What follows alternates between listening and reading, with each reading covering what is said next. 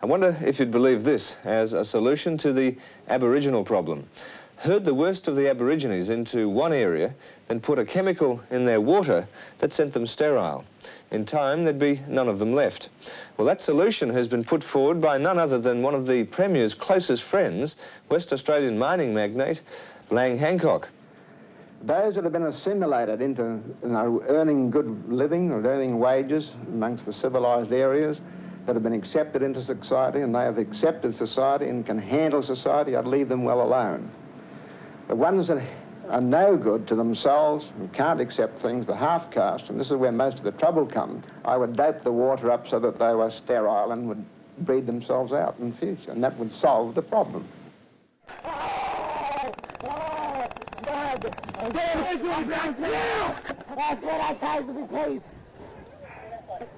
Don't poison me, please. You're gonna comply? I'm gonna die. If you fucking swear once more, I'm gonna fucking light you up again. Understand? You're not getting the message, are you? No, I want to be my bone. I don't know.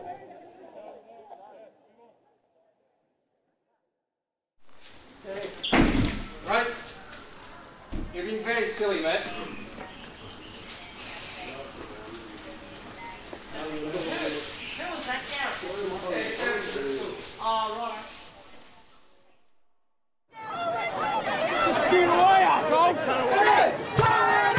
We rounded people up into our own concentration camps. In fact, what we have done from the original invasion to now is constantly reduce Aboriginal people to a subhuman status. The policy says you're a black Aboriginal Australian. You're not wanted on this earth.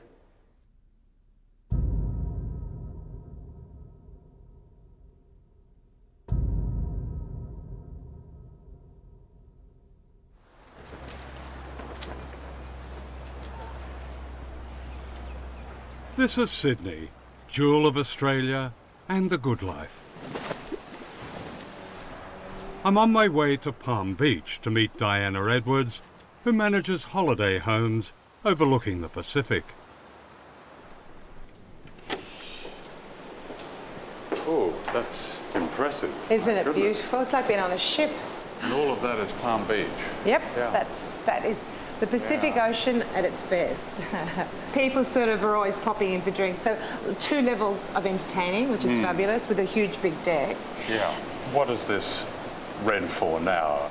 Christmas time, about $30,000 Australian per week. A week? Yeah, per week. That's a lot of money. It is, but it's the peak time when everybody is here. Absolute paradise found. I finally found it. Yeah. I mean, do people ever say to you, look, $30,000 or $40,000 a week is just too much, or do they say that's fine? No, because obviously you pay for what you get in life. Yeah.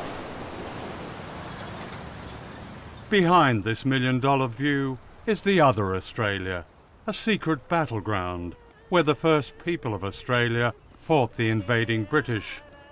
This was their land, which they defended bravely and with ingenuity, but they had no guns and were defeated. In 1838, the Sydney Monitor reported, it was resolved to exterminate the whole race of blacks in that quarter. And this is how many of the survivors live today.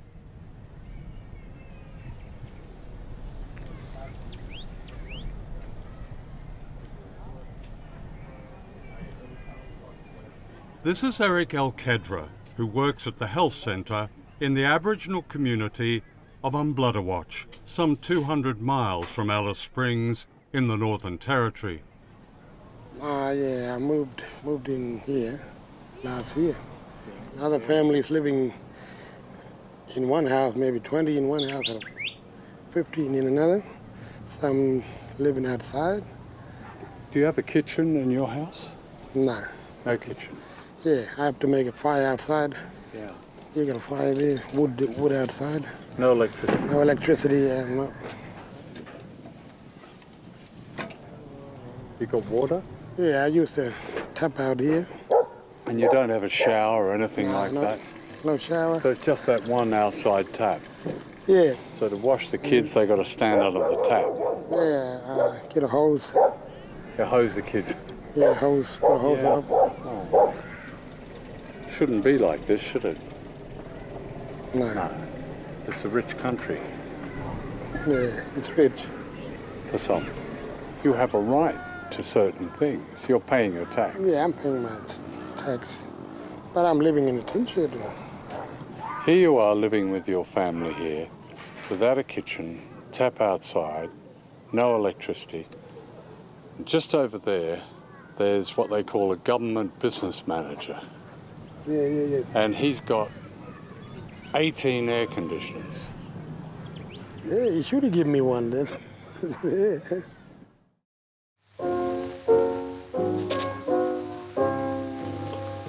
Like a jewel so rare in a setting that's fair, a city of white was born. With its gardens of blooms and its fair perfumes that greet each sunny morn. Australia's creation, the heart of a nation.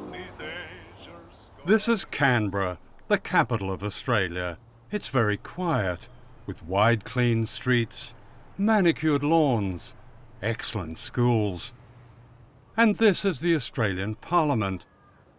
According to a government survey, it's one of the most advantaged places in one of the wealthiest countries. And this is the suburb of Barton, named after the first Prime Minister of Australia, Edmund Barton, whose Act of Parliament in 1901 became known as the White Australia policy. The doctrine of the equality of man, said Barton, was never intended to apply to those who weren't British and white-skinned. Barton made no mention of a people who had lived here for thousands of years, the longest human presence on Earth. They were deemed barely human, unworthy of recognition in the new suburban utopia. They are Australia's secret.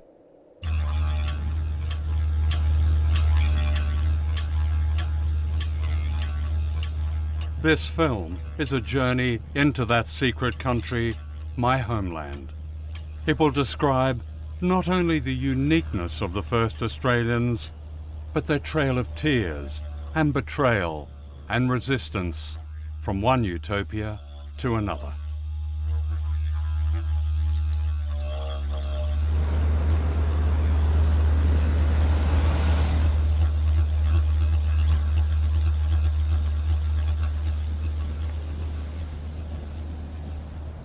We're about 200 miles from Alice Springs and heading into the red heart of Australia. It's a region known as Utopia, called that by the first white people here, who either had a very acute sense of irony or were demented by the fury of the heat. It hasn't rained for months and it's extremely dry.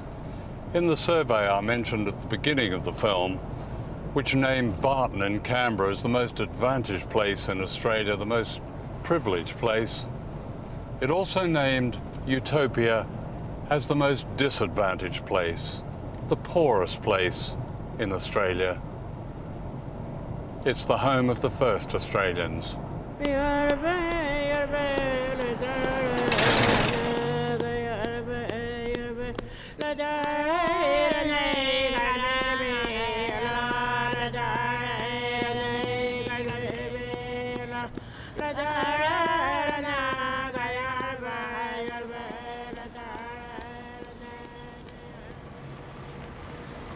I had arranged to meet David Smith, who runs the clinic in the town of Umblutterwatch. David and his team from the Aboriginal Health Service do their best helping to care for communities across the vastness of Utopia and beyond. That one's water. Good.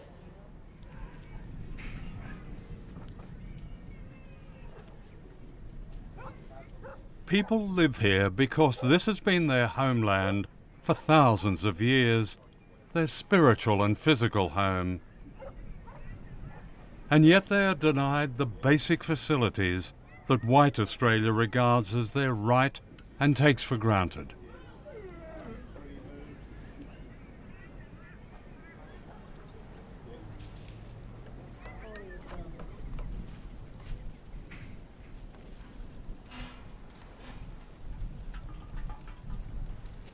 We're meant to be doing primary health care when really we haven't got the basic needs of a human being under wraps yet, you know, which is sanitation, water, shelter. They're out here. They've got we don't have public transport, so if you don't have a car, you're trapped out here, so that's impacting as well. There's no bush bus service. The essence of us sharing this planet together and having some equality of life. These toilets being blocked, of course, that's going to have a mass flow-on effect, you know, by cross-contamination with hand washing just in general, you know. And if you haven't got water and you haven't got light, well, what's going on? Mary, I'm just going to show John this toilet here. Is that okay? Just show him what's going on in here. This is an overflow toilet, John, obviously with a lot of rusted out underneath tin there, and obviously it's going to attract snakes and other vermin into here. And this toilet here is obviously a going concern of what's been happening here at you know, at Inhumane.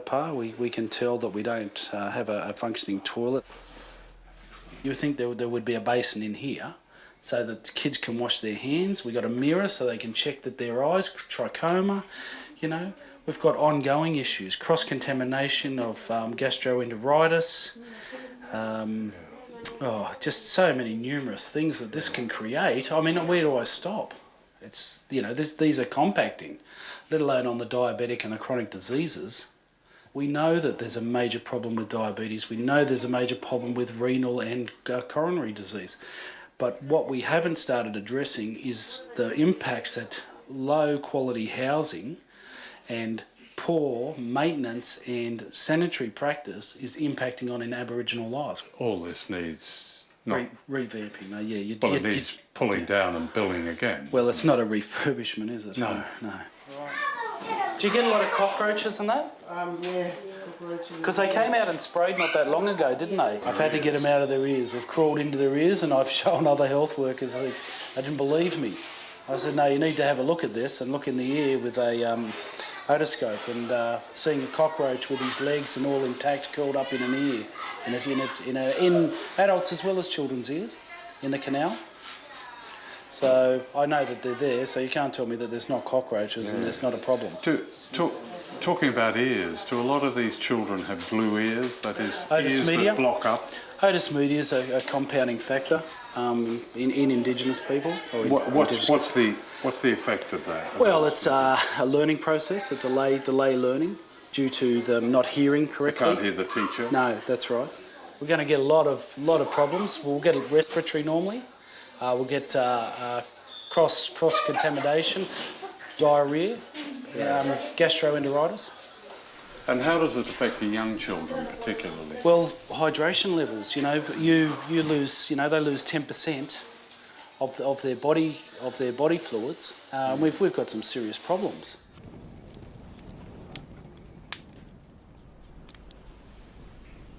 These conditions bear a striking similarity to communities I filmed 28 years ago. This is old footage, but it could be today. Across remote black Australia, little seems to have changed. The same shacks, the same lack of basic services, the same diseases, like trachoma that causes blindness and is entirely preventable. I can't believe that I'm actually in one of the richest countries in the world, and you have people, Aboriginal communities here who are living in conditions which are really almost inhuman. Aboriginal people are frequently blamed for their poverty, while Australians pretend that governments have tried to invest in these intransigent communities and never got any result. The truth is something else entirely. Governments do not invest in remote Aboriginal communities because if governments do, they know they won't be in government very much longer. I think it's quite shocking that you can have this level of poverty and this level of lack of basic facilities in one of the richest countries in the world. Australia can easily resolve the problems here. If you take the Utopia community, which is where we are, the homelands here, the total population is only 1,400. If you take the Aboriginal community in the Northern Territories as a whole, you're not talking about more than 50,000 people or so. So to suggest that, after decades we can't solve this problem in a country which is absolutely not short of resources means that the problem is somewhere else.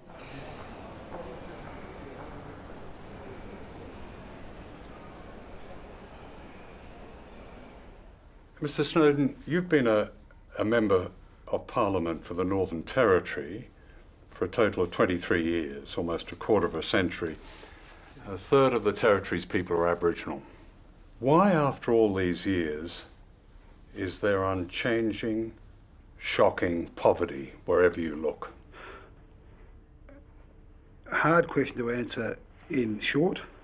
I think there are a combination of issues, one of which is some legacy issues, which revolve around very poor government policy for, 50 years at least. I mean, I've been making films on Indigenous Australia for as long as you've been a politician. And to be shocked all over again is quite an experience. And what people have told me over the years are sets of excuses.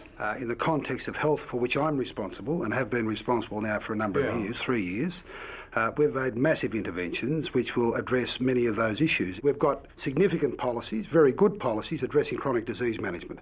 These policies have been introduced by this government since 2007, and they are making a significant difference. There was no significant difference for one Aboriginal man who died during the night I was staying in his community. The next morning, his family and his small tin shack were gone. When an Aboriginal person dies, their home dies too. On the night I was there, a man called Mr. Davey, aged just 47, died of a heart attack in his humpy about 20 metres from the clinic. They couldn't save him with all the equipment they had and all the expertise they had. And it was made clear to me that they couldn't save him because this man probably had, as a child, rheumatic heart disease, which is the highest recorded, has the highest recorded rate in the world. Which is why we're investing in the primary health care to try and ensure that these young kids, the next generation of kids, don't have their father's problems. And that's what we're doing. And I'm proud of what we're doing.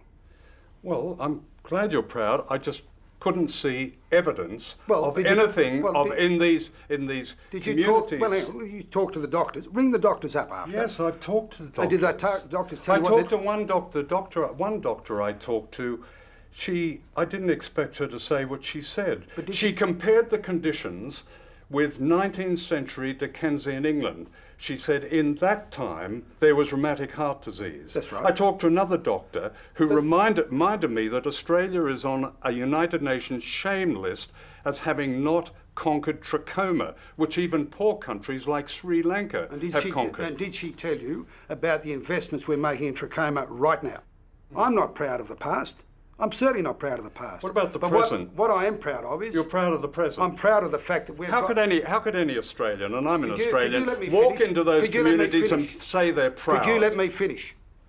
I'm proud of the response this government's made to what is a very poor set of circumstances for Aboriginal people, not only there, but in other communities across this country. And I won't have it from you that we're not committed to making those changes. And I won't have it from you that we're not investing those resources. And you need to know a bit more about me than you currently do, I might say. The reason I'm asking these questions, Mr. Snowden, for two reasons. One, you're the Minister of Indigenous Health, and two, you've been the representative of some of the poorest, sickest people in Australia for 23 years. Why haven't you fixed it? What a stupid question. What a stupid question. What a puerile question.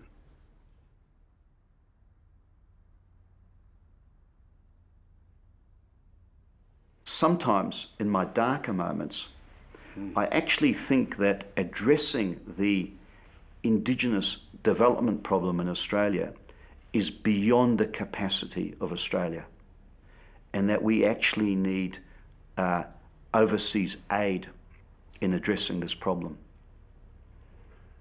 We need people from outside Australia to come in and tell us, how do we deal with this problem?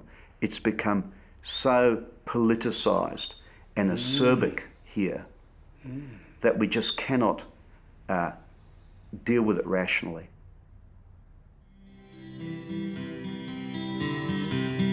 Now when I was a young man, I carried me pack, and I lived a free life on the rover. From the Murray's green basin to the dusty outback, well, I waltzed my Matilda all over. Here, as you enter the Australian War Memorial in Canberra, Aboriginal people are represented alongside wild animals, reptiles and birds. In a country of cenotaphs commemorating foreign wars, not one stands for those who fought and died resisting the invasion of their own country, Australia. Is there any commemoration, remembrance in the museum about the frontier wars, the wars fought against that invasion? No. Why is that? I don't know. That was a major war, wasn't it? I don't know. I mean, listening to you, I'm surprised. You have such a very interesting and a very enlightened view, frankly, of so many wars, and yet we have no commemoration. I served with Indigenous soldiers, and they're wonderful people, and I have great admiration for what they did, and I know how they suffered, but I really don't know why we don't embrace that history. Maybe we're not overly proud of that history. Thank you. Officialdom in Australia is so sensitive to this truth that I was refused permission to film in this great public place and had to play tourist with a camera. And the band played waltzing Matilda as the ship rolled away from the quay. My first encounter with Aboriginal people was here at La Perouse, overlooking Botany Bay, where Captain Cook landed. I was 11 years old, and it was an adventure to sit on the sand dunes and look at the people who lived in shacks, who were meant to be dying off. Aboriginal people were not counted in the census, unlike the sheep. A school textbook explained why. We are civilized, and they are not. This is a TV documentary from 1962 that captures the mood of the time, as if Aborigines were not Australians at all, an attitude that seems to have barely changed. Do you regard yourself as dark, and your people as dark people? Oh yes, my father was a full-blood, and my mother's fair. I take after my mother. But I don't class myself any better or any lower than anybody else. I just class myself on the level of everybody else. Why do you think that you live the way that you do? Oh, well, see, this place here, they haven't done it up. They pay rent. People pay rent here. But the places are not up to standard. Some of them could pass easily for Australians. Few of them care to talk about their disappointments. Have you ever taken any interest in this whole problem yourself? Yes, before, years ago. Why did you? I was fighting for child endowment, bonuses. I'm against the way the papers, they incriminate my people. They bring us down. They don't try to lift us at all. They forget we're human. Denigrating their humanity was part of an ideological campaign known as the History Wars. Following the election of the Conservative John Howard in the 1990s, a group of academics and commentators claimed there'd been no invasion of Australia, no massacres, no genocide. The arrival of the British was a day of celebration for which the natives should be grateful. They and their culture were all but obsolete, their history worthless. This genocide denial was the propaganda of empire, trying yet again to justify the stealing of land and the banishment of its people.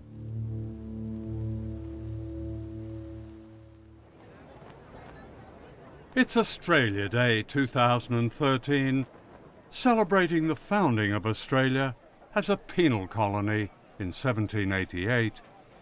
The convicts were the poor British and Irish. For Aborigines, this is Survival Day, a day of mourning. What's Australia Day mean to you? Just a big celebration and all our country get all together and celebrate for a good country. Do you think the first Australians have a role in Australia Day? Many of them are rather offended by it. Are they? Why? Well, because that's the day 225 years ago that we took their country. Oh, well, yeah. Well, we all think of them anyway, too. That's why we all celebrate. Do you think they have a special place, though, as it was their country for thousands of years? And they could have their special place, but now it's everyone's place. Right. They still live in very poor conditions, most of them. Well, I suppose that's their fault, eh? If they're part of our society too, they have to do the same as us and try and help things when they can, get work, don't you think?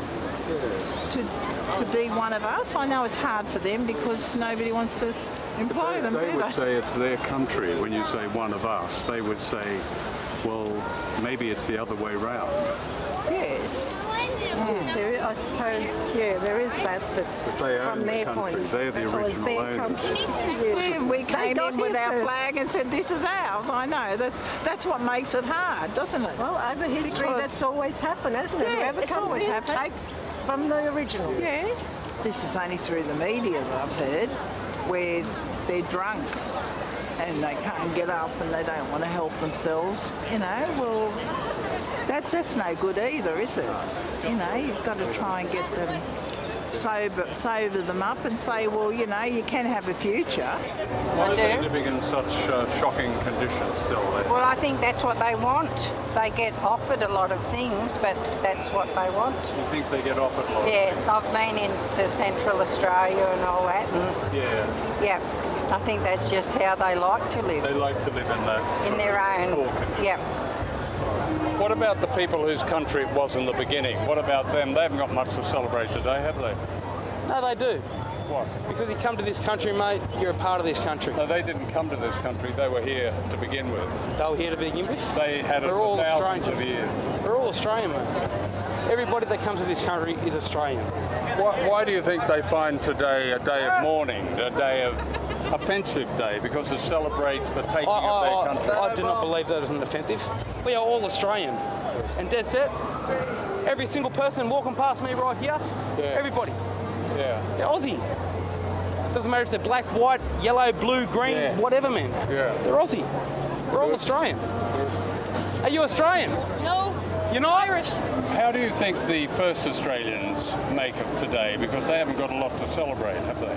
The Aboriginal people. In what way? Well, 225 years ago, their country was taken from them. See you later. You're full of shit, mate. The fact remains that we've never left this country. We have never ceded any part of our country or signed that over to any other foreign settlers. That's Australian. We've never done that. None of our people have ever agreed to say, righto, you can take my country, but in exchange for that, I want some welfare funds. Our people have never been aware of such a transaction. What amazes me is there is not the hatred, because that's beneath our dignity to hate people. We have not got that. We have not got that anger. But as all people have to start thinking about righting the wrong, the awful wrong that continues to happen to us and ours.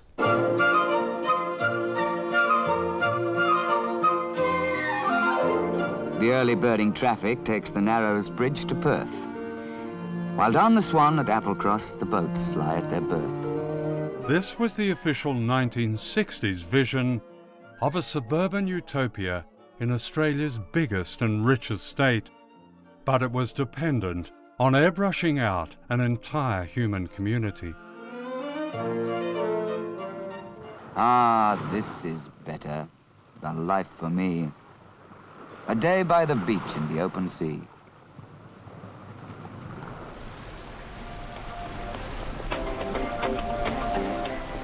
Rottnest Express is the smoothest, fastest ferry service travelling to Rottnest Island. Rottnest Island is Western Australia's idyllic island getaway. I'm travelling to Rottnest Island from Perth. Tourists call it Rotto. From 1838, it was a brutal prison that ought to be as notorious as Robben Island in South Africa. With me are Marion Mackay and Noel Nannup, two members of the Indigenous Noongar Nation. They know the truth about this island. When I asked Marianne to accompany me, she was fearful, until Noel offered to protect her from the sense of horror and injustice that awaited us.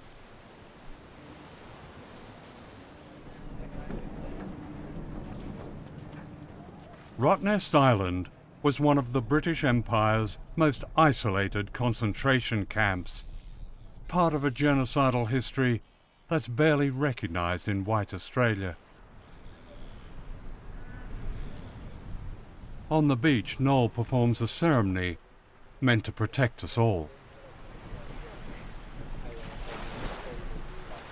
So, if you scoop up a bit of sand, and then it's the Ngali Waga, like your body odour, will be on the sand.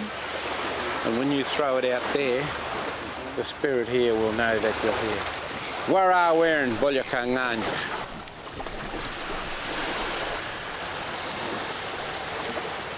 Pabradan, Mudik Jinjin, Naladat Nini.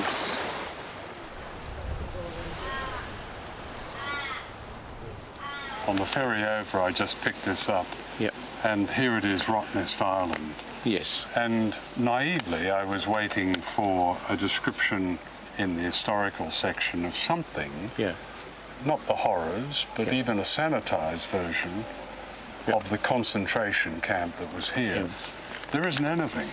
No. Historic Rottnest, here it is. Play and stay. Enjoy the unique wonder of Rottnest Island and the harmonious surroundings of the Rottnest Lodge. Daily ferries and organised flights can whisk you away to this paradise in just 30 minutes. This was a prison known as the Quad. Thousands of Aboriginal men and boys were incarcerated here, many of them tortured and killed. Today, it's a hotel with a luxury spa.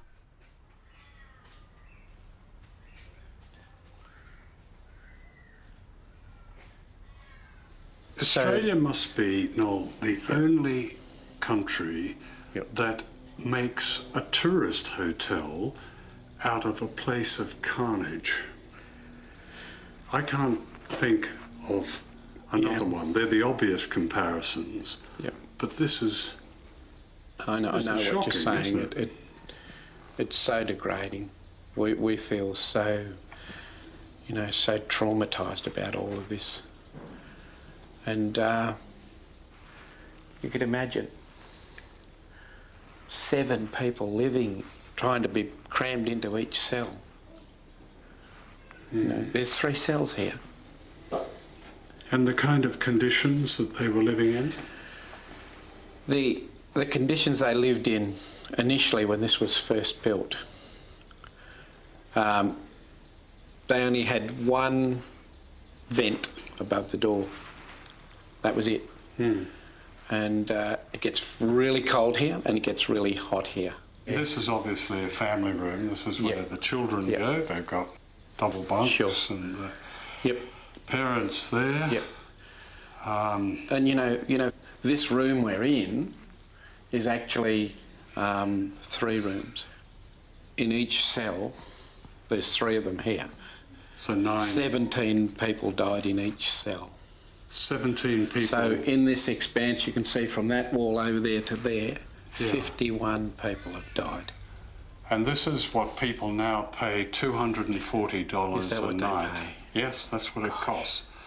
We rented this room to do this interview. Wow. $240. Unbelievable. And they don't have any idea what happened in here. No one tells them. No one lets them know. And I tell you what, if it was me, I would want to know what happened in the room that I sleep in. Just outside that window, that door, they built a gallows. They hung a Gascoigne man there. And the other prisoners that came down with him had never seen someone hung. And they were subjected to being lined up each side of the gallows. And the prisoners built the gallows that had already been here, and they watched as that man was hung. The impact it had on them, they were just stunned, and for days and days they were just mourning and wouldn't eat. So that's ticking over as well as what happened here. And you know, these people coming in here and staying here, this is what Aboriginal people are subjected to in Australia, the lucky country. I mean, lucky for who? Certainly not us. We're refugees in our own country.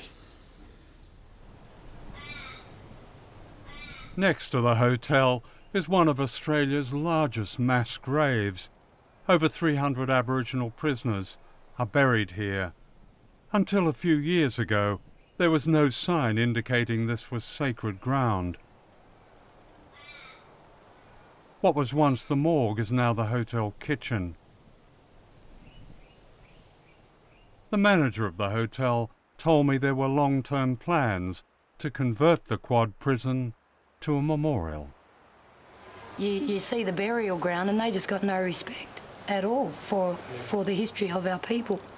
Have all them unmarked graves with a sign talking about the place, but then you've got a road right between it where the car can drive through and people can just walk and desecrate the areas of our ancestors' remains.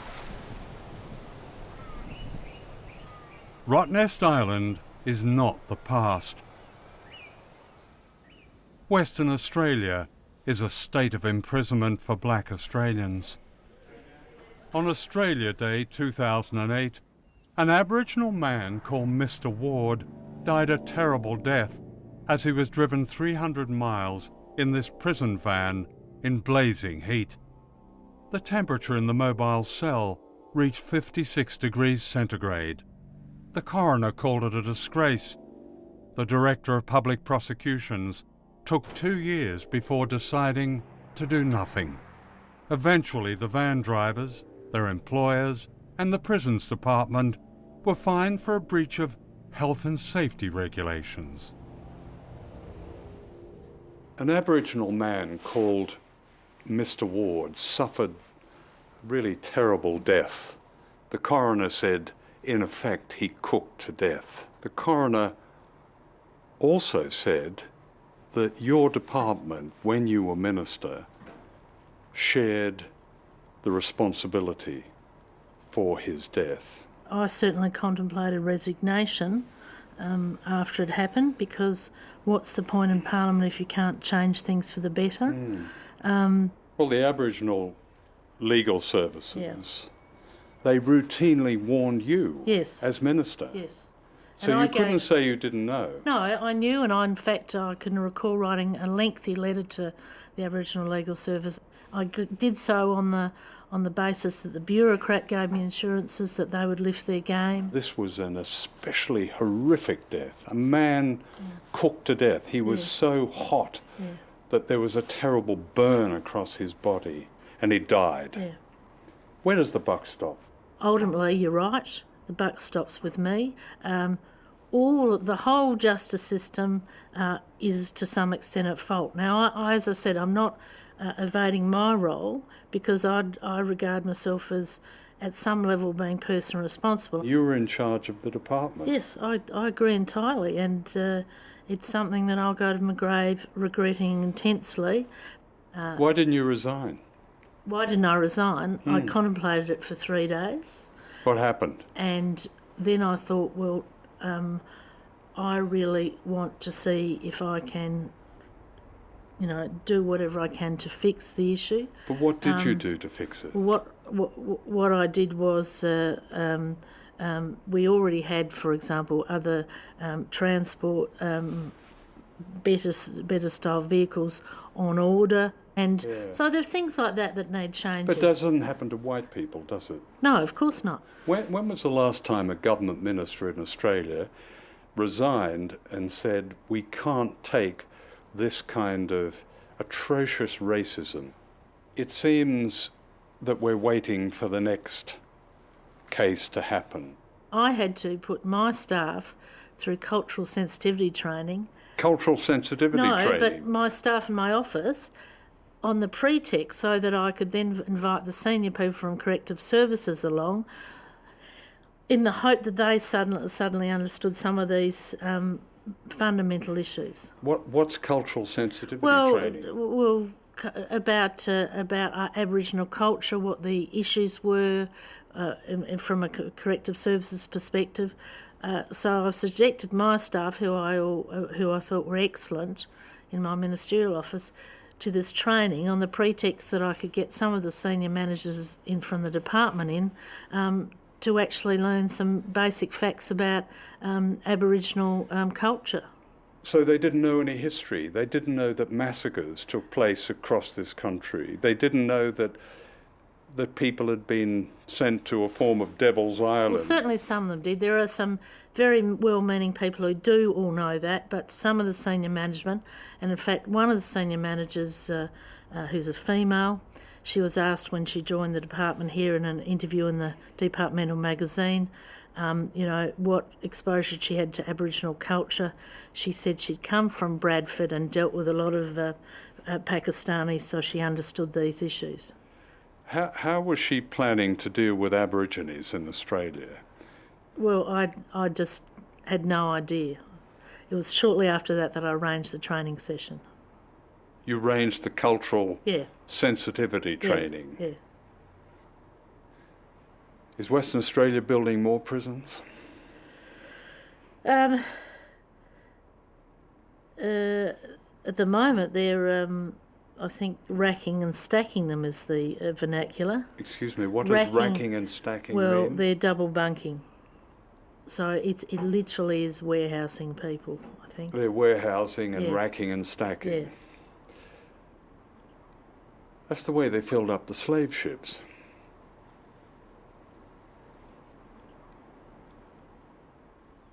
That is what they're doing, John. They are racking and stacking. They've just built the 14th prison, adult prison, and they've lauded it. It's been applauded by a lot of people. It's up in Derby, and it's an Aboriginal prison. So it's going to be mostly Aboriginal? No, it's going to be all Aboriginal, from less than 3% of the population.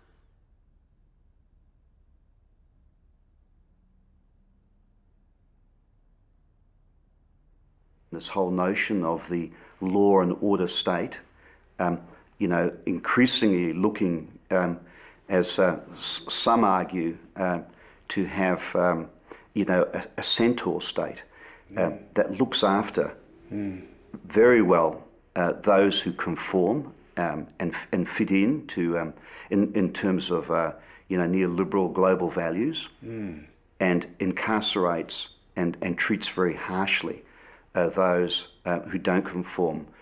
And I think what we see in Australia is not just a punishing of the poor, but punishing of the Indigenous different.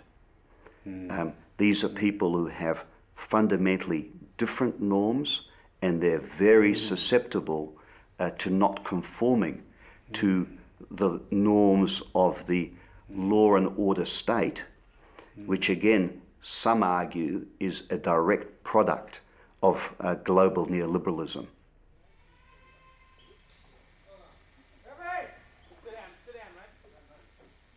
This man had committed no crime, He was drunk and seriously ill.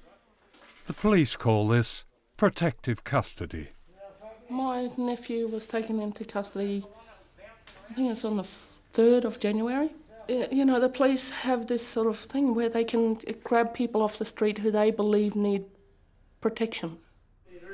The quicker you get up there, the quicker you get on the rest and get out. You know, they took him into the lockup for protective custody. And the only person he needed protecting from was them. Sit down, mate. Sit down, mate. Stop being silly, man. All right? All right, we'll drag you down to the cell. Just stay there, mate. Sit down, mate. Right? You're being very silly, mate. All right?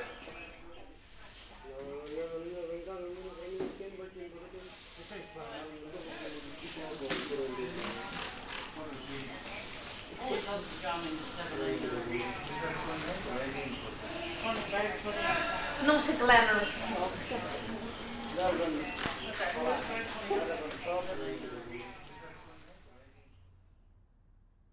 Aged 27, this man is dying in his cell, alone and helpless. His name was Mr. Briscoe. He died from intoxication, asphyxia, and his treatment by the police, who ignored cries to help him. The coroner said they could have saved his life. No one was prosecuted. He was just left in his cell to die while police officers surfed the net.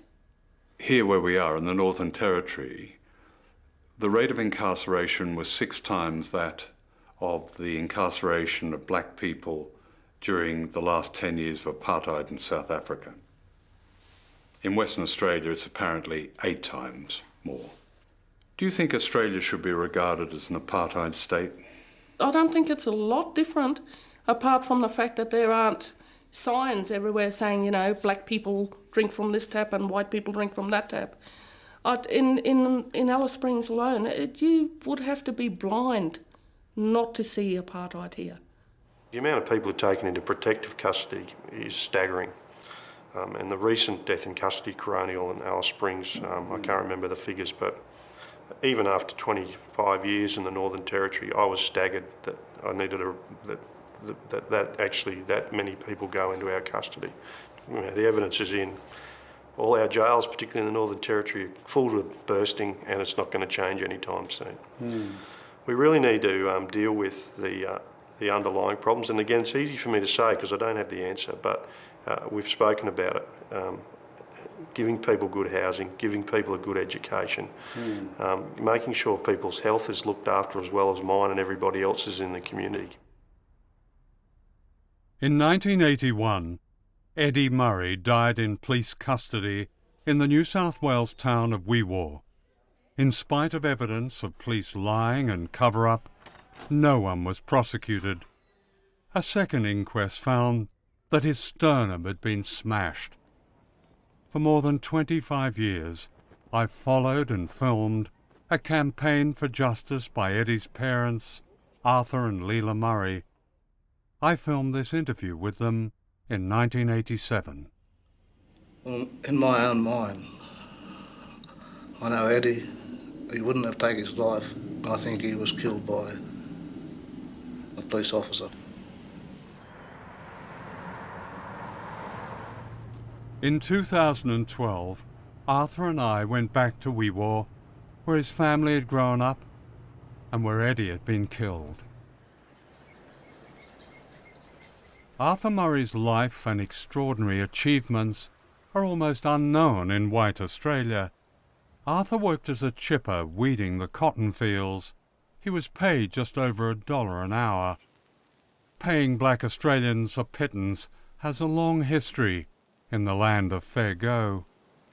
It was hard too because we had planes flying over the top of us when we were working, and pesticides. Once they sprayed the cotton, they spray you too. We had to work under those conditions until we put a stop to it. Arthur Murray and the cotton chippers went on strike, and hundreds of them marched through the town. We wanted better working conditions, better living conditions, and higher wages. I arranged to have the Aboriginal people stop work, not to go onto a cotton field. Was everyone unanimous on that? They all agreed. We stopped work and we demonstrated. The local newspaper called them communist troublemakers. Arthur was the best kind of trouble. The cotton chippers won an historic victory. So we won a battle of 3. And those 3 was just... You won higher wages. Living conditions. The council allowed you to camp here. Camp here. Yeah. So our demands were met. But the Murray family paid a price. They were harassed and often attacked by whites, leading to the violent death of Eddie. The white people from the other end didn't think it was right for us to live here, so they used to come and intimidate us and harass us. What are your feelings coming back to Wee Waa, Arthur? John, it's hard to come back to this place. It's a sense of, John, of losing a boy. You know, people like myself and other people that fought for Aboriginal people and fought for their rights and fought for better conditions, fought for what we feel that is right. Hasn't changed one bit, and I doubt whether it will change. You keep asking yourself that. You keep asking yourself the question over and over. Are we going to find justice? Are we going to find the people that recognise that we exist here in this country? One rule for the whites and one rule for the blacks, as far as I'm concerned. I mean, the Royal Commission said that the police committed perjury, that they'd falsified their records, that they'd lied. How many prosecutions were there? Nil. The Royal Commission came up with how many recommendations in the end? 339 recommendations they've came up with, and there is still nothing's been done, and there are still people dying in police and prison custody. The day I walked up those steps and through that front door, and I was asked to go upstairs and to be told that he was dead, I couldn't believe it. I still don't believe it. How do you feel after all these years? What do you want to happen, Leela? I want the state government to have a look at it, you know, see if we can get some answers from them. For what they took away from us. Our son. I've suffered a lot, you know, over the years. I don't think I'd take any more. We need answers, John.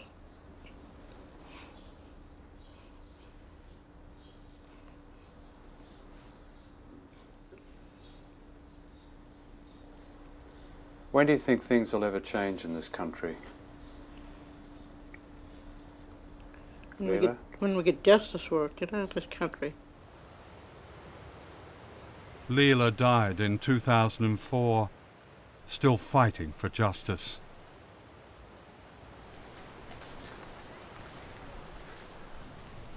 Every time you come here, is it sadness and anger or? Well, John, it's both. The sadness and also anger.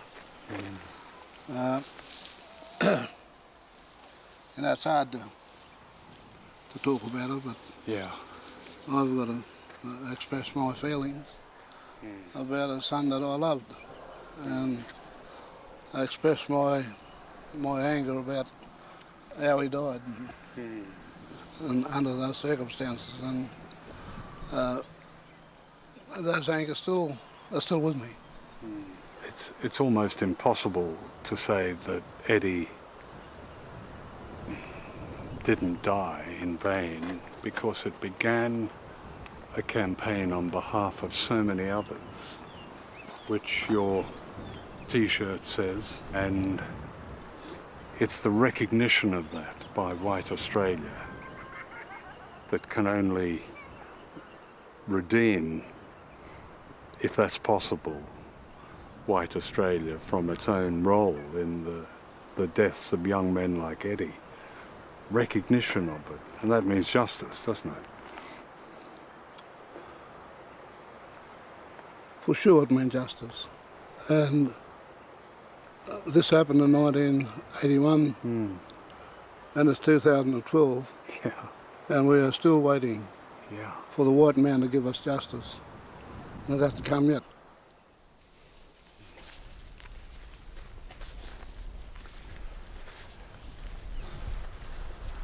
This is Leila's grave.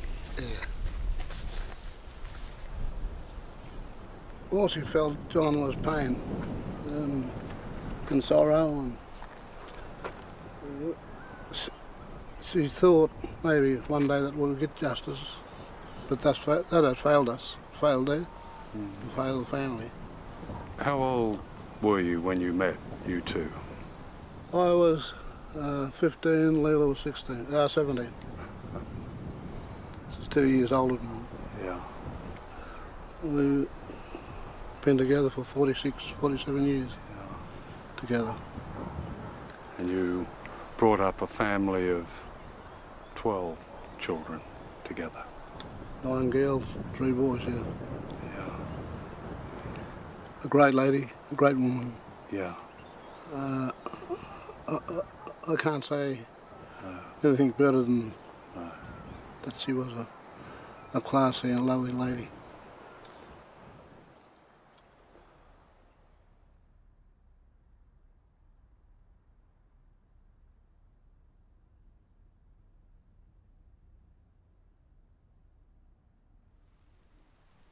Arthur Murray's heroic stand for the cotton workers is part of a hidden history of Aboriginal resistance.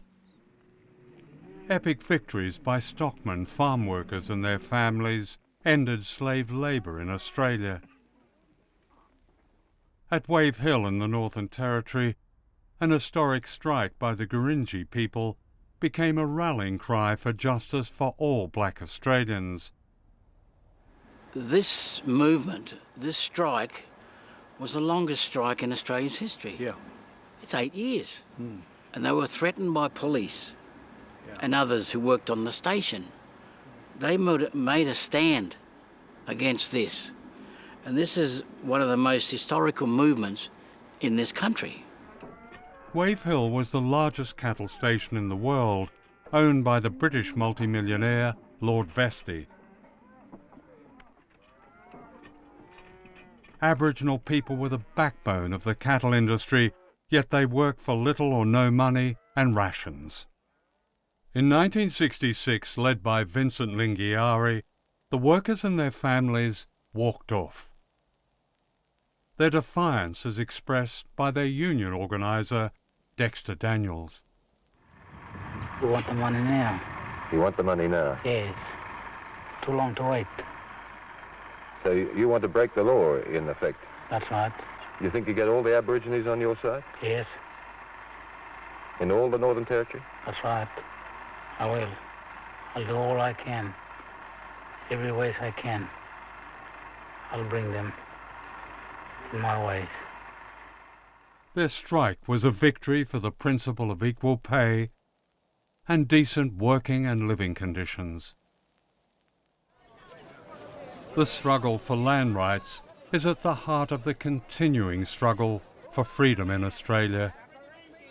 Black Australians have won limited land rights and a native title law, but this often gives preference to the institutions of white power, resulting in bitter divisive battles for sacred land and the wealth beneath it.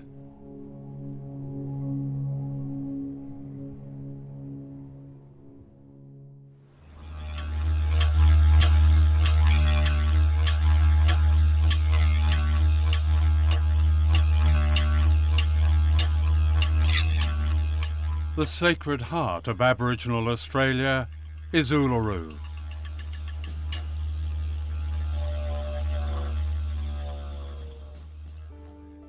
where tourists can enjoy the good life for more than $2,000 a night.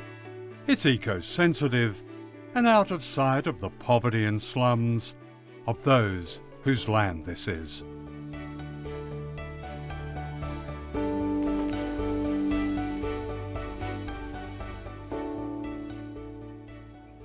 The people of Mutijulu are the custodians of the rock.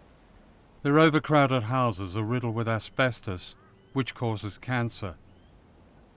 Since 2008, the government has built fewer than 1,000 new houses for Aboriginal people in the Northern Territory. This is my daughter's house, Mary. She lives here with extended family group. And 32 people now living in this one 32 house. people. See, the community condemned that house there because the asbestos was all broken. Yeah. And it was painted over, it was broken, so it's going to cause health problems in the future. And so you've had a lot of that pressure, haven't you? Yes. Of people having to move from condemned houses into houses like this one. So they've done audits of all of Mutijulu, the whole community. They've found asbestos in 70% of the buildings. Yeah. They've identified it like this, Yes. and yet they've allowed people to go on living in it. Yes, because obviously we've got nowhere else to live. We do not. And my main concern, because we've got little kiddies that in this comes through, is at the moment we're in dire straits. You know, you sleep end to end and end and end, like we done as kids. There's the bathroom. Yeah, bathroom and the toilet. With so many people living in here. You can't renovate an asbestos house. It's got to come down. So there's 20 people living in a house with one toilet, and every time more people come to stay, the sewer floods. You know, there's raw sewage in the backyard. So you're talking about strongyloides. Sometimes I wonder if I should be testing people for cholera. I'm looking out for it. Has this house had any money at all from the Housing Authority to renovate it? We've got not 1 cent to repair our houses. The repairs will be due here. We go to the local rubbish dump and we recycle whatever we can. Yeah. That's the way that we have to survive here. A lot of young children are here too, aren't they? Well, majority of the household are primary school children. Primary school children. So that in this kind of overcrowding, that cross-infection that all children are prone to is going to be rampant. 70% hearing impairment amongst the little ones. That's not on. 70%? This is 70%. Ear infection. Yes. And so they're Hearing partly impairment. deaf. Yeah, they're partly deaf. Yes, they are. My daughter here, who owns his house, is deaf. How ironic that my daughter has to put up an asbestos house with 32 people in it. Australians, this is why we say an abuse of human rights, Australians. Yeah.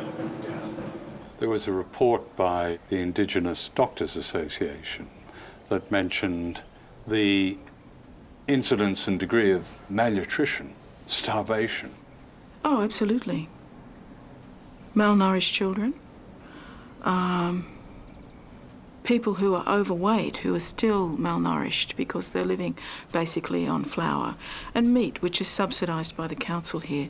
Some of the money that comes to the community through the tourism venture is used to subsidise the cost of meat, so people get enough protein. But they don't get enough vitamins because they don't get fruit and vegetables because they're too expensive. How many people would have to sleep in this bed? Well, if you can double up the kids, head to foot, head to foot, head to foot, probably about 8 or 9. 8 or 9 kids in one then bed. you've got another mattress with about 3 or 4 who sleep in the single bed. But you've had report after report by the government saying that the biggest single cause of poverty among Aboriginal people is housing.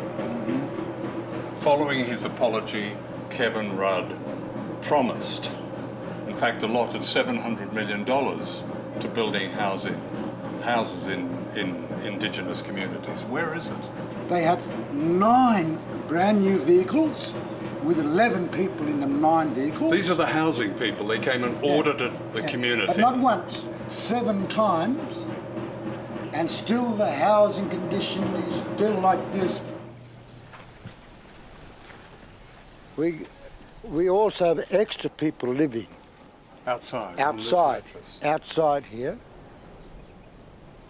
So a family be sleeping. Family be sleeping there. Well, I feel sometimes like I'm dealing with similar conditions to the English working class in the 1870s or the 1780s, for example, where you had 20 people in a room and an open sewer in the middle of the court and people dealing with terrible infectious diseases that killed them early and addictive behaviours from the dispossession that the English working class went through at the beginning of the Industrial Revolution. In 2007, Prime Minister John Howard and his Minister Mal Brough declared a state of emergency in the Northern Territory, but they applied it only to black Australians.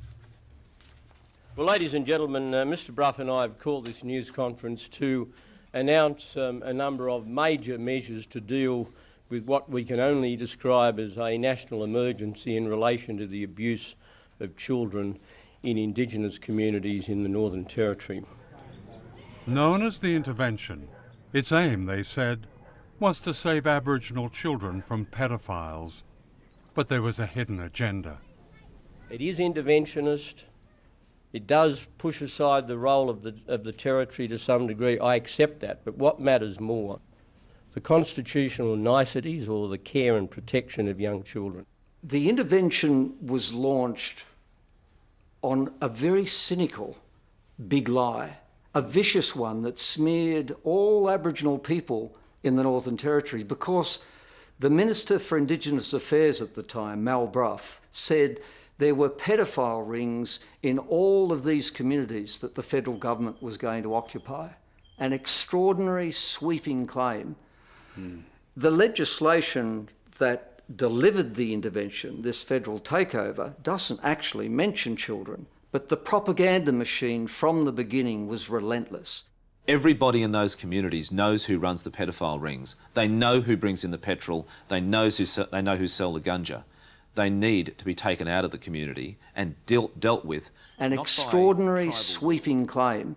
If we were going to be saving the children, we couldn't have any of the recommendations about talking to the Aboriginal organisations or consulting Aboriginal people or even asking the Aboriginal families, well, what is the status of these children?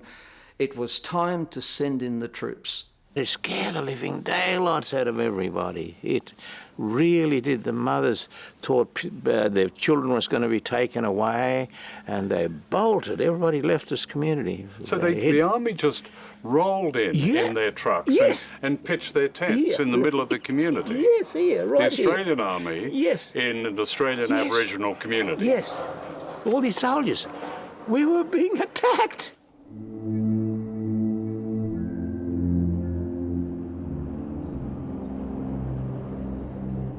For the first time in modern Australia, the army was sent into black communities as the spearhead of a government determined to control people's lives and their land. Fear and shock overwhelmed communities. People who refused to hand over the lease of their lands were to be denied basic services like decent housing and sanitation. A government job scheme that employed thousands in remote areas was all but eliminated. Benefits and pensions were restricted, and people could only buy essentials with a special basics card. Only black citizens were treated this way. As people's incomes were quarantined, starvation was reported. The government's own review committee found what it called a collective despair among Aboriginal people. The rate of self-harm and attempted suicide quadrupled.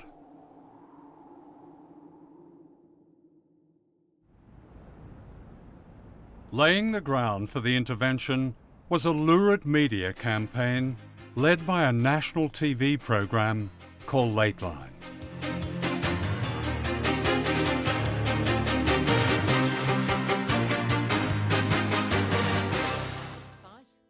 Lateline claimed that Aboriginal children were the victims of sex slavery. The programme's allegations centred on the community of Mutijulu. A key witness was this man, whose identity was disguised. They called him a former youth worker. The people who are in control are the drug dealers and the petrol warlords and the pedophiles.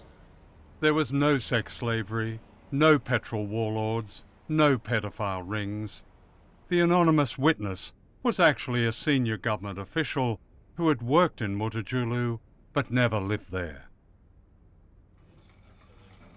The Lateline program was exposed by investigative journalist Chris Graham, founder of the National Indigenous Times.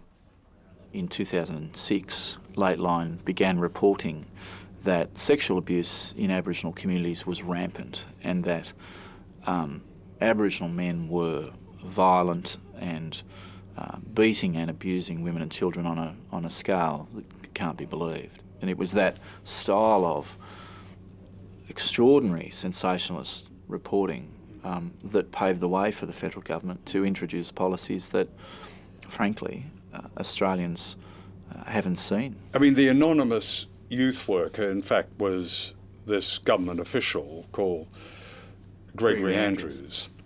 And he claimed that he'd actually lived there for 7 months. He hadn't lived there a single night. He'd never stayed overnight in Mutijulu in his life. I've been told by a number of people of men in the region who go to other communities and get young girls and bring them back to their community and keep them there as sex slaves. The funniest thing was seeing Greg Andrews, or seeing this man in a hat and a jumper that I knew was his hat and his jumper, and seeing him sitting there talking in this robotic voice about stuff that he'd known about this community or seemingly known about this community. And I'm sitting there watching going, is that Greg? And it was. And who did you know Greg to be? So Greg Andrews was my boss in the Office of Indigenous Policy Coordination. He was the Assistant Secretary, the branch manager. So he was a senior government official? Yes, yes. He made all sorts of bizarre claims. He made a claim that he knew of, or he had heard of, children being held in communities against their will and traded amongst communities by Aboriginal men as sex slaves. He claimed that he'd seen women coming to meetings with broken arms and screwdrivers and other implements hanging out of their legs. Was there any substance at all in any of these claims? Zero. I mean, none at all. I asked the man in the hat, Gregory Andrews, for an interview, but he declined. The Minister for Indigenous Affairs, Mal Brough, looking at the evidence, quote unquote, that the program had produced about so-called paedophile rings, said that child abuse was happening in unthinkable numbers. Extraordinary thing to say, wasn't it? Extraordinary, particularly in the context that he knew the anonymous former youth worker on the ABC program was actually his advisor. To me, that was indicative of a complete lack of good faith in the production of the program, because if they couldn't get someone more objective than that, it must, to those who are making the program, have made them at least think that there was a possible problem, more than a possible problem, and yet they just went ahead with it. The Australian Crime Commission, which you set up and gave special powers to, found no evidence. The Northern Territory Police found no evidence. Umpteen reports since then, frankly, have found no evidence. Well, that and is, I'll reel them off to you if you'd like. Feel free, factually incorrect. So what they have found is that the Australian Crime Commission were lying? The Northern Territory Police had got it wrong, is that it? The reality is that when they went into these communities, they couldn't find the people that would substantiate the evidence. They will tell you that there is any amount of inescapable evidence, such as STD of children at a very young age, And I have personally spoken to parents and relatives who can identify the individuals, but they won't. You accused Aboriginal communities, and all Aboriginal communities, not just Mutijulu, of harbouring paedophile rings. First of all, there was an independent report put together, inquiry put together by the Northern Territory Labor Government. They visited 45 distinct separate Aboriginal communities in the Northern Territory, and they found evidence of child sexual abuse in every single community. Mr. Brough totally, completely misrepresented little children as sacred and used it in a very crude way to his own ends. Why would the minister want to say such a thing? Because it's just not true. I don't understand. The report did not point to pedophiles or pedophile rings or, you know, dozens of people roaming around sort of abusing children. It wasn't that kind of report at all. We wrote what people told us about and all the concerns that they have. So they spoke to us about poverty, they spoke to us about kids not going to school, young mothers, a lack of education for everybody, lack of housing, unemployment. When certain conditions like that exist, the likelihood of the abuse of children happening, it's very likely. The neglect and abuse of children is undeniable. Those facts were lost. The importance of the propaganda by the television programs was to create a situation in which the government could act to control those communities. You put up pretty provocative signs in these prescribed Aboriginal areas. Would you put up the same signs here on the Gold Coast in Queensland? Would you put those signs up in places where there is child abuse, middle class Australia, working class Australia, white Australia?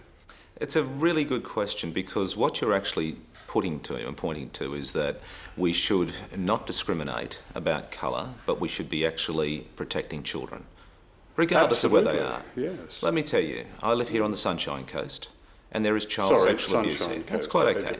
And right here, there is no doubt child sexual abuse. It's not exclusive right of one particular ethnicity or one location.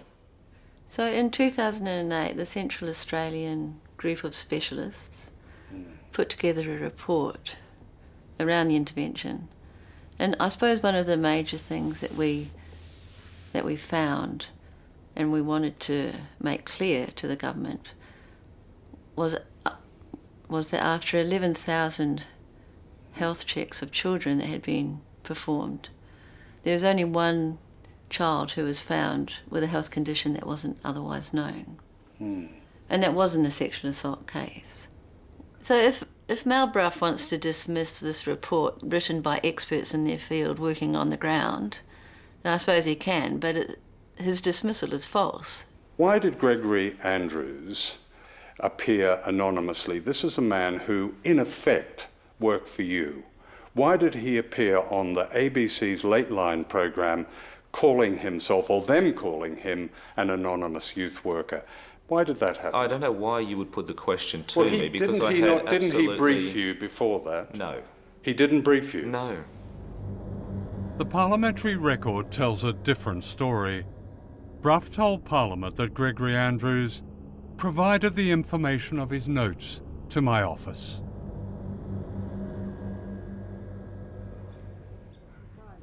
Now, the program used footage showing Aboriginal children sniffing petrol, didn't it? It did. They weren't from Mutijulu. The petrol sniffing footage came from a community called Docker River, which is hundreds of kilometres away. It's like, but it was represented as from Mutijulu. Members of the Mutijulu community complained to the ABC about the program. An inquiry confirmed that footage claiming to be from Mutijulu had come from elsewhere. Disguising a government official as a youth worker was called unfortunate, but justified because he said he feared for his safety. The complaint was rejected. The ABC declined my offer to be interviewed for this film. The people of Mutijulu and others complained to the ABC, and an internal inquiry of a kind was held, yes, and which announced that the program was exonerated. What's your view of the process that exonerated the program? Well, I think it's farcical, really. It's a bit like the police investigating their own behaviour. It may be a perfectly proper process internally to do that, but then to rely on it as exonerating the program makers seems to me to be going a step much too far. When this was exposed, did you get an apology from the ABC? We had no warning, no apology, nothing, and I think we left hanging in the air as though we're still guilty. One of the facts that saddened the members of the Mutijulu community was a failure of the media to recognise that the extremely lurid allegations that had been made against them were false and were found to be false by the Australian Crime Commission. No one ever took the time to clear the name and the reputation of the Mutijulu community. Again, I say, the Australian Crime Commission, which you gave special powers to, investigated and found no evidence. It is just simply incorrect.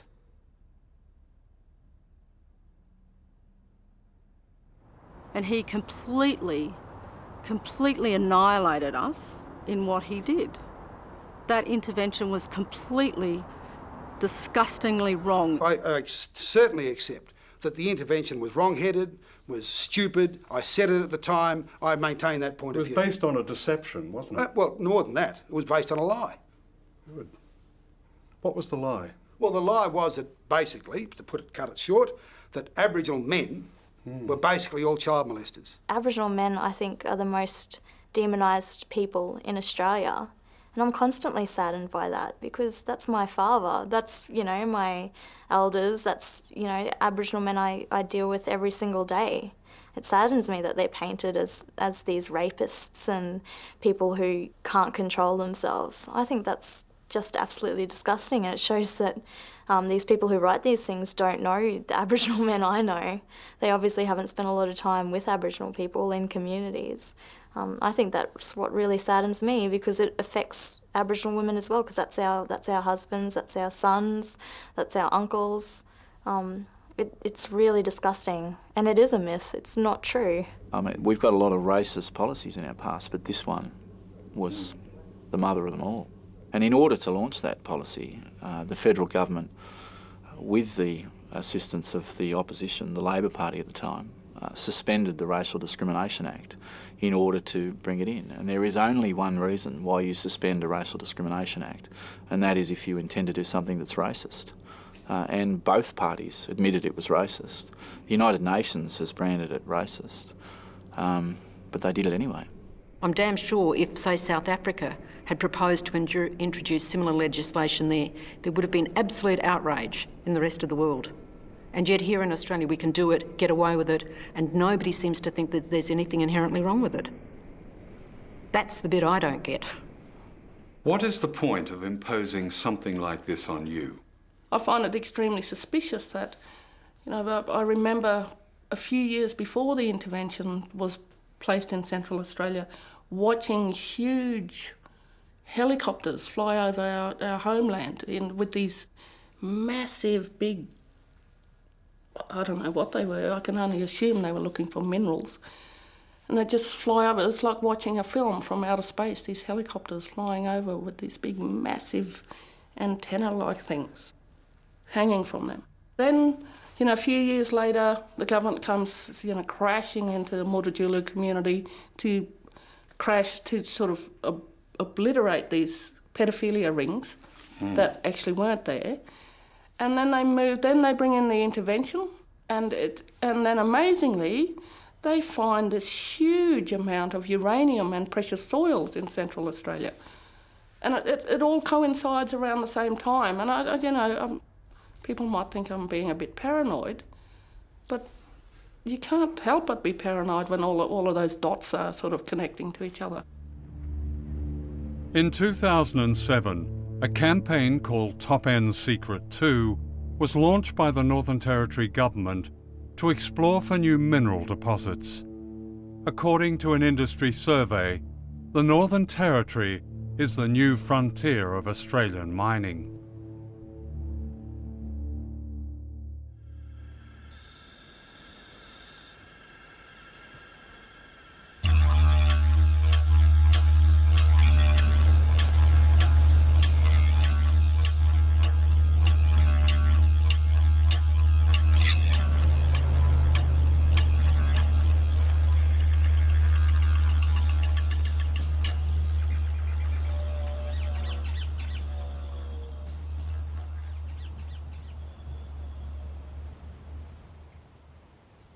It was here, in Jay Creek, that one journey ended for me and another began. It was 1969. My newspaper in London had sent me back to discover my own country. How ironic. And I was in for a shock.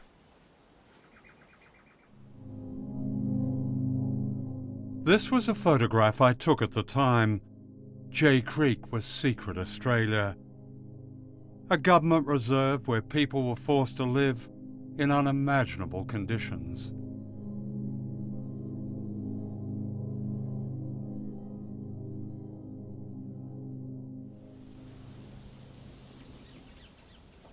This was a holding cell.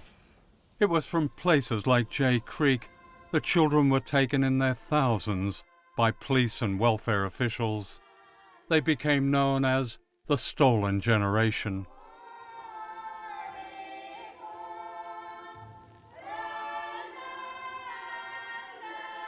The policy was assimilation. It was influenced by the eugenics movement, which had links to fascism. One official famously described it as breeding out the black. It was genocide.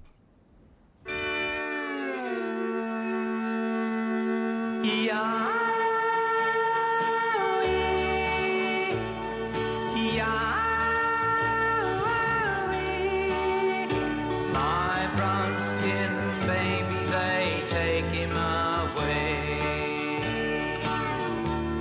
Between her sobs I heard her say, policemen taking my baby away. From white men boss, that baby I have. Why he let them take baby away. Some Aboriginal children were wanted, and white Australians could choose the one they liked. Like the little girl in this photograph, marked with a cross.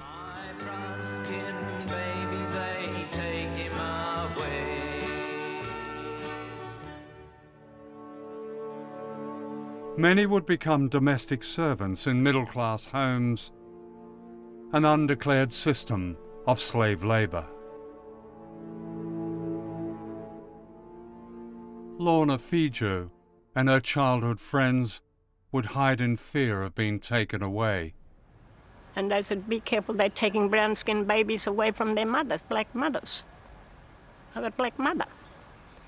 So we used to go and we made a cubby house down the creek. We dug a hole. And we used to practice and we used to run down, put, one Aboriginal boy was cockatoo, what they call cockatoo. He had to watch out. And he had to cover us up with leaves from the gum trees. And sure enough, one day the horses came galloping and we ran down and we hid there. We hid down in that creek and that Aboriginal boy was putting all the leaves over us as if nothing happened. And they cracked the stock whip around him. And he was frightened. He got panicking. He ran back to the square camp and the welfare men found us and took us, and mothers were screaming and crying and hanging onto the truck when they drove us away.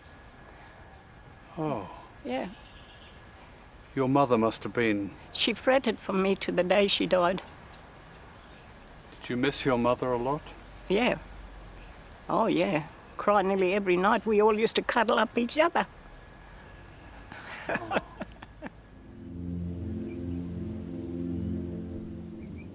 Known as the Bungalow, This is where many children were taken from the 1920s to the 1950s, where they were easy prey for sexual predators. Australia's darkest secret is that rape and sexual exploitation were used by whites against black women and children.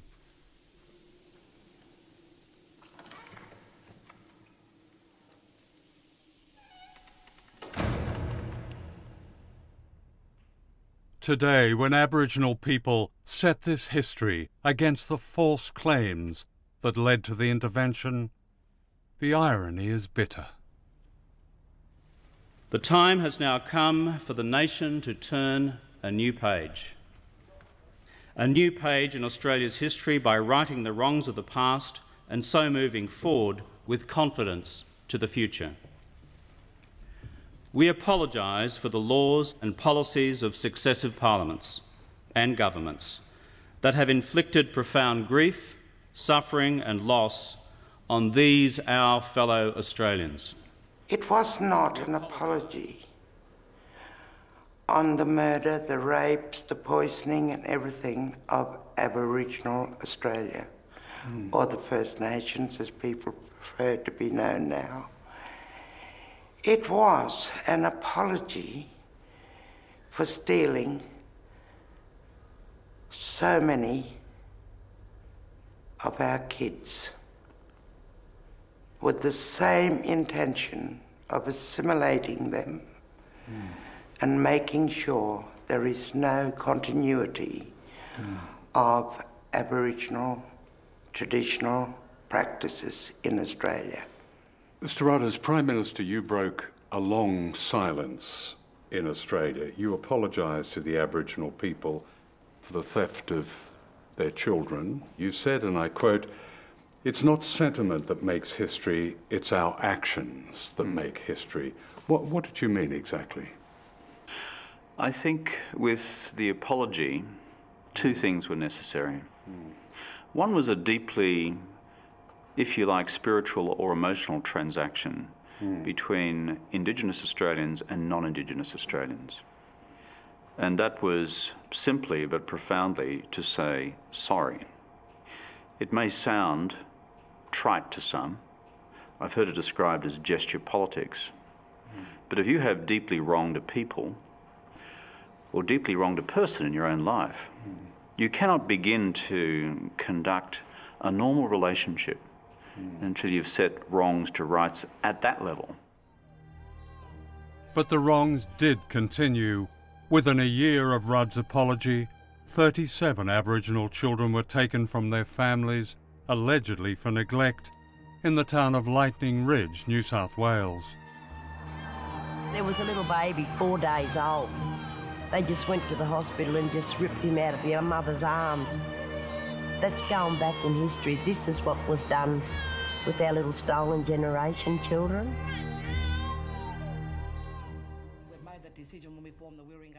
A 3-year campaign by the families in Lightning Ridge saw almost all their children returned, but they're the lucky ones. All over Australia, black children are being taken from their homes. Many are given to whites and lose all contact with their Aboriginal families. This is a new stolen generation. It was actually only a fortnight ago I received a call from community members who are in distress who said that the police and the Child Protection Agency had actually turned up at a family's house in the morning while the family was having breakfast, barged into the house, taken a 3-year-old child, put it in a car and driven it 700 kilometres away from that community. The grandmother who was in that house was wailing, chasing the car, throwing rocks at the car, and couldn't believe, just saying over and over again that this is what was done to us before, when the stolen generation was at its height. This is happening again in the north of Queensland. Almost 200 babies were removed from their mothers in the hospital. Often hours after giving birth, these babies are removed by the Child Protection Services. No explanation about the process, why this has happened, what their rights are, how they might be able to contest this, what they might be able to do, left crying for their children. The author of this report, Olga Havnen, was sacked by the Northern Territory government following its publication. The report revealed that in 1 year, the government spent almost $80 million on surveillance and removing children, compared with just $500,000 on supporting these impoverished families. So $80 million a year in actually what is called child protection, but these are the people who take children away. That's right. Take children away on the assumption that there is child abuse across the Aboriginal community. In fact, your report shows that the Northern Territory, where the government aimed its guns and described, as the Minister did, child abuse in unthinkable numbers, is among the lowest in Australia. That's correct. It's pretty sobering, and I think the other thing... That's more than sobering. That's, with all respect, that's a major deception. Talking to people, they told me how much they appreciated your apology, but almost to a man and woman, they said nothing had changed. In fact, many of them had said the situation was worse. I am not going to stand up here and sort of wave some flag and say, guess what? It's all fine and dandy and we fixed it. I'm not into that. Look, To quote the great Australian prophets, that's bullshit. Okay. It seems to me that the good news might also fall into the category of bullshit. Why did you say immediately, I think after the apology, and you were very emphatic about this, in fact your words were, I want to be blunt about this, there'll be no compensation. On the question of compensation for injuries suffered directly, what I've said also to Aboriginal leaders is that I don't rule that out at all as a Member of Parliament. I just don't. Aboriginal people once more had their expectations raised, but what followed was treachery. That's the constant pattern of black and white relations in Australia. Raise the expectation and then betray that trust with treachery.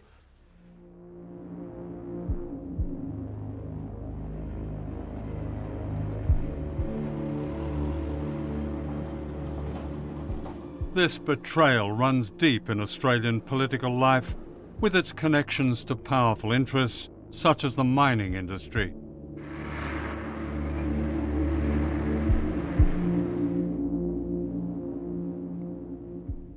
The Australian mining sector is enormously profitable. It makes profits of around $1 billion a week. It makes profits of just under $52 billion a year, and it's a vast amount of money. And what you basically have is large companies making massive profits from minerals that they didn't make on land that they don't own. And that's called smart economics. That's called 21st century Australian economic development. In the 1980s, the Labor Party pledged national land rights to the Aboriginal people. They call this Australia's greatest moral cause. The mining lobby went on the attack with propaganda like this. Through Aboriginal land claims, your right of access to up to 50% of Western Australia could be taken away.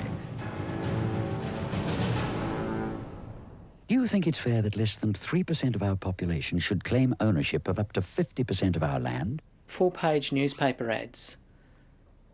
You thought it was your home. Think again.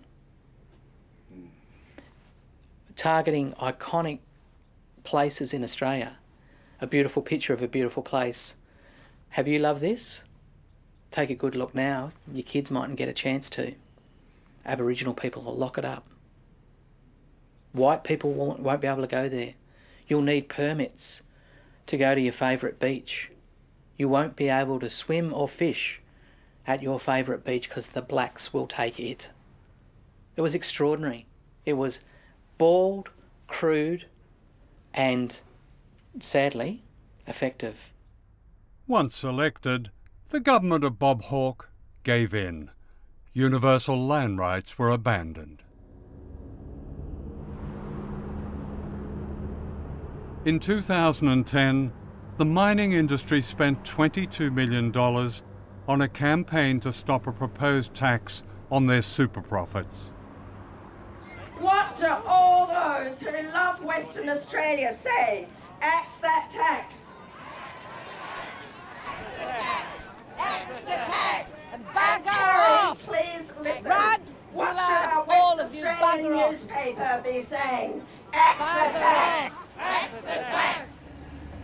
The campaign succeeded.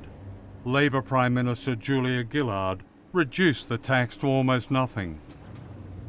The revenue lost is estimated at $60 billion, enough to fund land rights and to end Aboriginal poverty.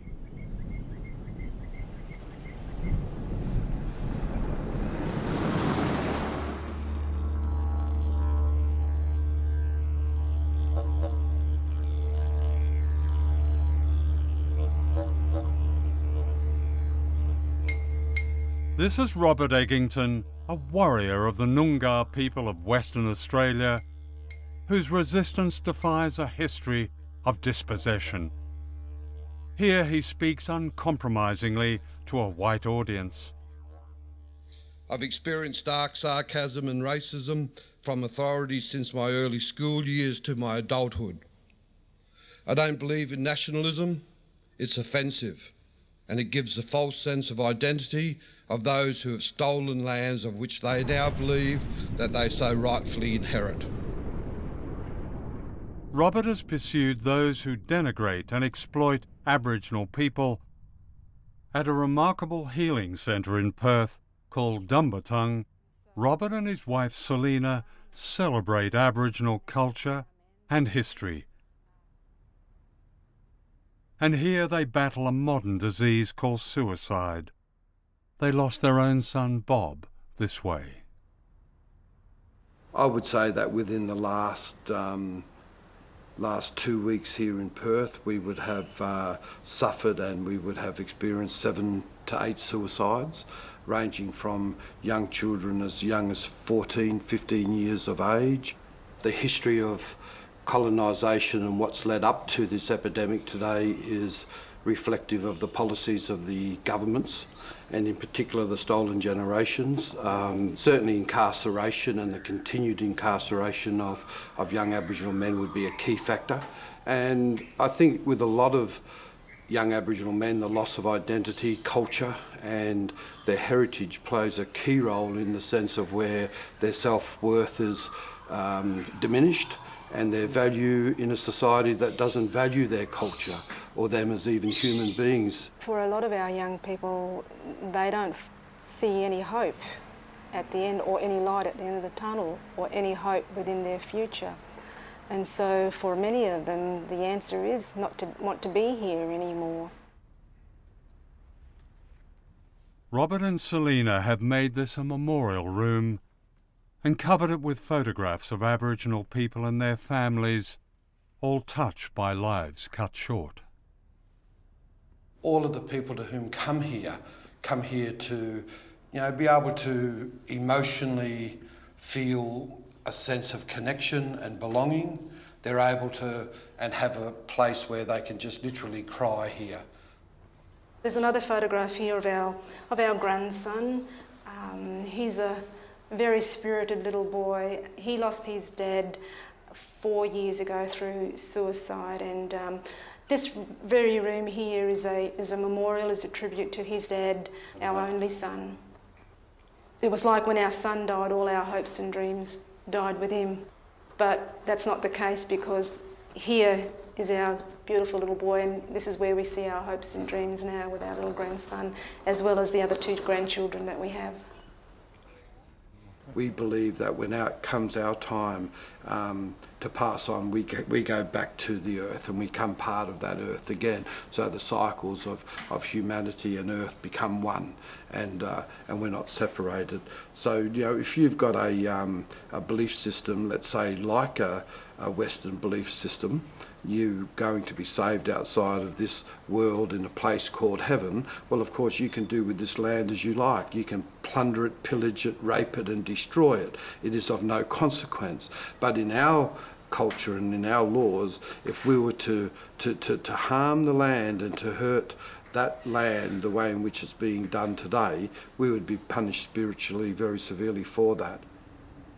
White Australia doesn't have a sense of belonging to this land. It only has a sense of belonging to the establishments and its institutions and its cities that's built here.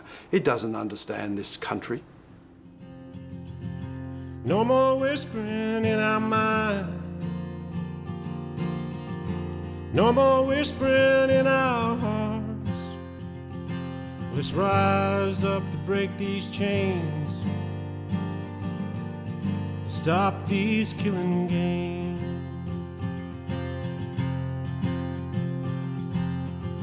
One less loved one at Christmas. One less loved one on birthdays.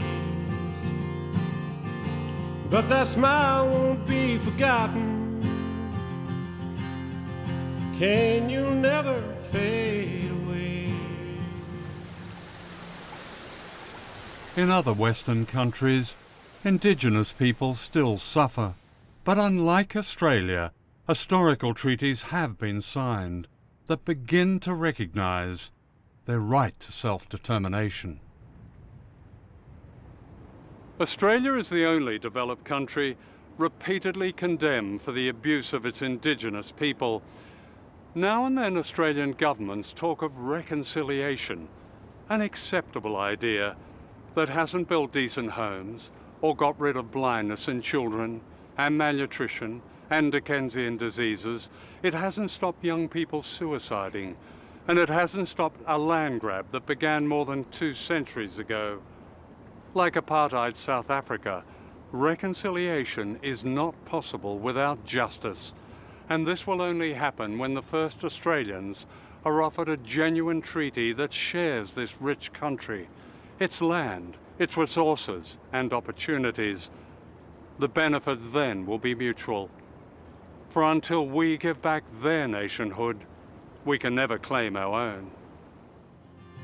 No more whispering in our minds. No more whispering in our hearts. We're gonna rise up to break these chains. Stop these killing games.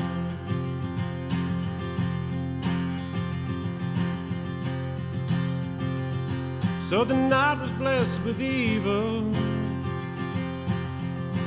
As the soft rain began to fall, walking through the park at midnight, coastal town on early morning,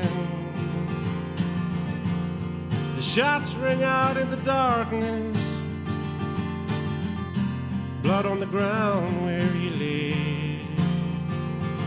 Gonna rise up for you now, for the rest who have gone. But no more whispering in our minds. No more whispering in our hearts. Let's rise up to break these chains. Stop these killing games. We'll miss him for the game today, when they run for the black and white, the colors of Gaduga, yeah, those mighty magpies. So let's all join the line of honor, raise our glass to Cain, the son of a father, child of a mother and a friend, 2 sisters and a brother. But no more whispering in our minds. No more whispering in our hearts. Let's rise up to break these chains. Stop these killing games. Let's rise up to break these chains and stop these killing games.